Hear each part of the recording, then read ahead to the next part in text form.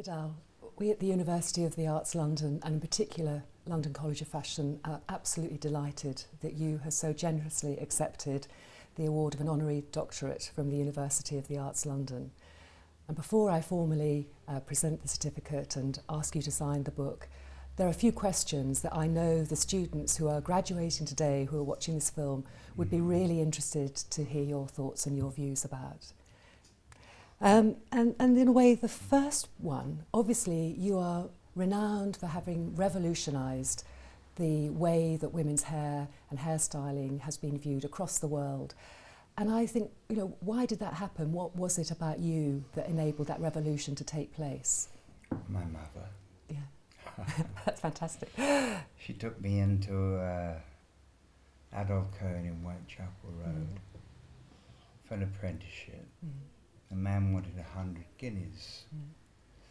Mother said, we don't have 100 buttons.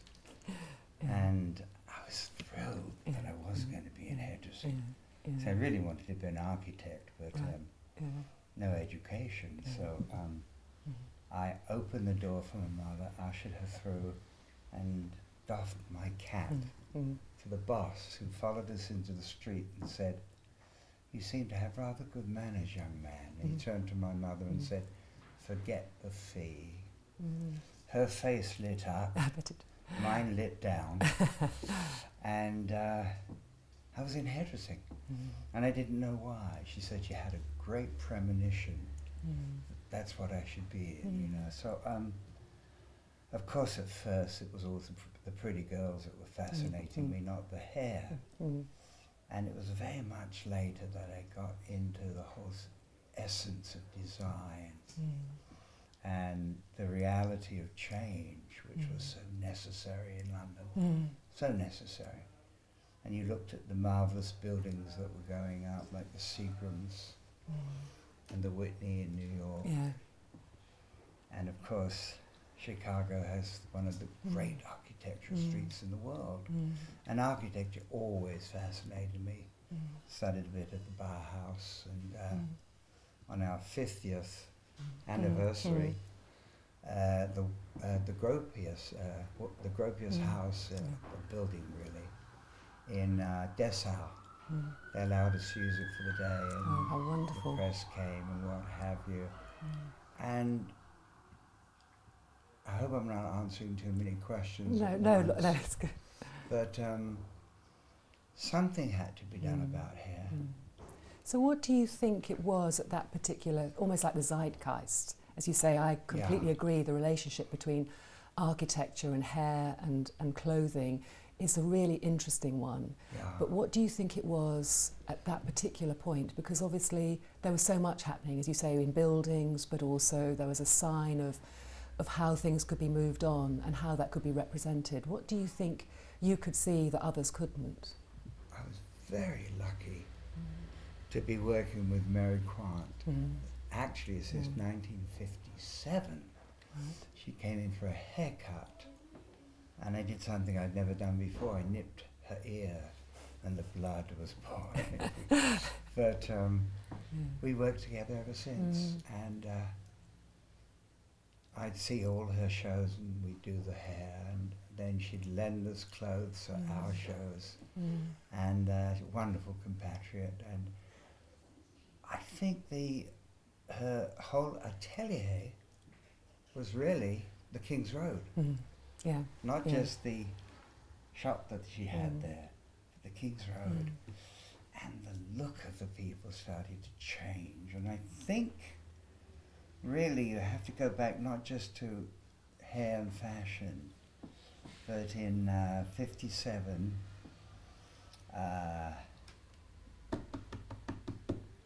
Look Back in Anger. Oh yes, absolutely. John Osborne. Look Back in Anger. In 58, there was the birthday party by Howard Pinter. And the English was changing slightly.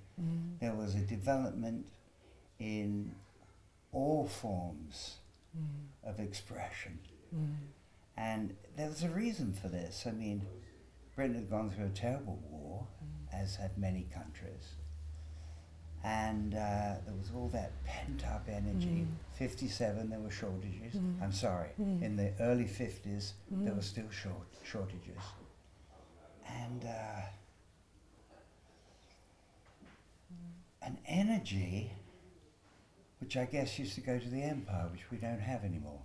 You know, suddenly came out. Yes. People came to London in their droves. Anyone with talent would be here. And you'd find yourself working at an echelon that was fascinating. Because I think that's what's so interesting about London, isn't it? It is synonymous with the creative industries, and I think what's very interesting about what you're saying is you're drawing, and what's very important for today's graduates is that you're drawing all sorts of references together, whether it's literature or it's the sort of refocusing of politics, or whether it's people and the sort of energy. So do you think there's something about London that allows those things to be brought together in a particular way, or do you think there are other cities around the world that have that same? I've always seen it as quite a unique combination. Well, London is unique for all it has. It's theatre, it's everything, you know, the arts. It's very special. But it was the energy that came through, the will to become a leader in fashion, obviously in hair, not only in Europe, but certainly in the States, who were quite far behind at the time. I remember 1954 having a staff meeting, and there's only 4 of us then. Then it went a little larger. Yes. And I said, we're not compromising. We're not doing the old hairdressing. Now, some of it was terribly pretty. I mean, I worked with Raymond for a year, and I just watched him cut. He was a superb cutter. But I wanted to do shapes. I wanted to cut angles, like the Seacrest building. Cut angles into bone structure. You know, one side could be shorter than the other, showing the neck with a point. Necks are beautiful. And these hanging curtains that people are wearing drive me insane, because mainly they're not even cut well. And that's rather sad, because cutting is shaping. It's making shapes. And if you can't use your scissors, you can't make shapes. The thing that was fascinating was that over a period of that time, from 54 to 64, we were slowly taking over the position of leaders. Whereas it was always Paris, Paris, Paris. And suddenly, I mean, Grace Coddington went to do the collections.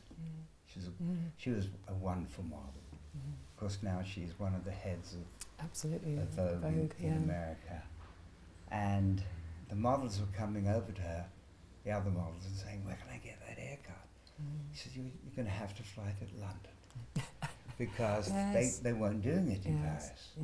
It was something that we worked for 10 years, until 64, when the geometrics became the thing at the time. And I think what is left are thousands of wonderful cutters. It's become international, and it wasn't just me. You know, yes, I led, but I had a wonderful artistic team of Roger Thompson, Christopher Brooke. I can go on with the names, but I mean, I think that's what's so interesting. I had a recent visit to Japan, and again, talking to people in the fashion industry there, absolutely, totally committed to everything that you have stood for in relation to hair. You know, Sassoon, that is the place to come and sort of learn how to cut. So across the world, you've managed to build a great business, a great reputation, all about quality and, as you say, skills. Again, how do you think you were able to build that business, but also keep at the heart of it your passion for hair? Well, as you asked me before, why did Britain become so popular? And why did so many of the great ideas come out of here, like Mara's, for instance? It was just a revolution. And it needed it. We were elitist. Lovely people like Norman Hartnell and Kavanagh and all those giants at the time who just made dresses for £10,000 and sewed 1,000 beads on, and that kind of thing was going on. Yes, wonderful for the very rich. What did the average person, and I mean that kindly, because nobody's really average, but what did the average person have to do to get a good haircut? Well, our work, you only needed it once every 4 or 5 weeks. Yeah. So the working girl could have put a few shillings a week away, and at the end of the month come in, have a haircut. She could shower it at home, shake it, let it fall into place, because the cut had to be perfect. And that's what we worked on. And I think it was inspirational in the way, because when you looked at what we were doing, although it was very pretty, it meant nothing to me, nothing at all. Empty. It was, for me, empty, yes. Yeah.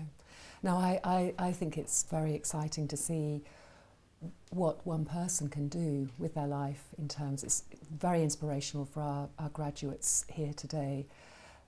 What do you think your one piece of advice would be for today's graduates? What would you say would be important? Well, if you are adventurous, you have to be.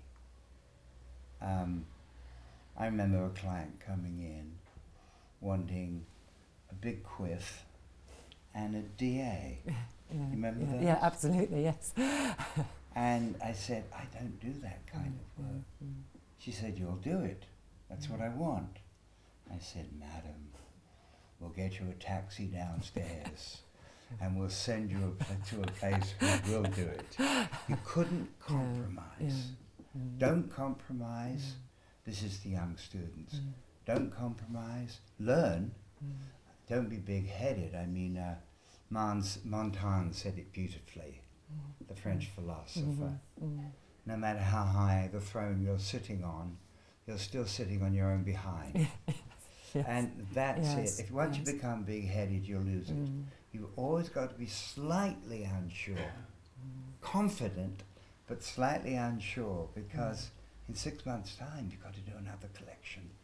And it's not the easiest way in the world to make a living. Some people go through life doing exactly the same thing, but in fashion, that's the excitement of fashion, the constant change. So my sense would be, and this is very, very important, if you intend to do something different and far-reaching, you must build a team that will stay with you. So our top people were given shares, and they stayed because it was their business. And when we opened in New York, Christopher stayed here and Roger came to New York with me. The thing I'm thrilled about is because we created standards, and you must create standards, the work has never deteriorated. The work is still there, we're still teaching it, you know, and to have an academy in Shanghai is pretty terrific. It's really, fantastic. if you think about it. It is, it's extraordinary. Terrific. Extraordinary. And it can be done, but team. Build a strong team if you want to be an individual that can go out there. Otherwise, just stand behind the chair and love it, enjoy it, just work. I had to move away from the chair at a certain period to literally take the artistic team to different places, you know, Tokyo and all over the place. It was wonderful. And then they became incredibly interested in coming to London first, and then America, to learn our methods and then develop. And another thing about the methods, you see, if you teach something that only you can do, doesn't work. Doesn't work, no. But if you teach something that people can add their own artistry, a young person can add their own artistry and develop from there and maybe do something totally different, I think that would be very exciting. So the opportunities in hair are enormous because it's the only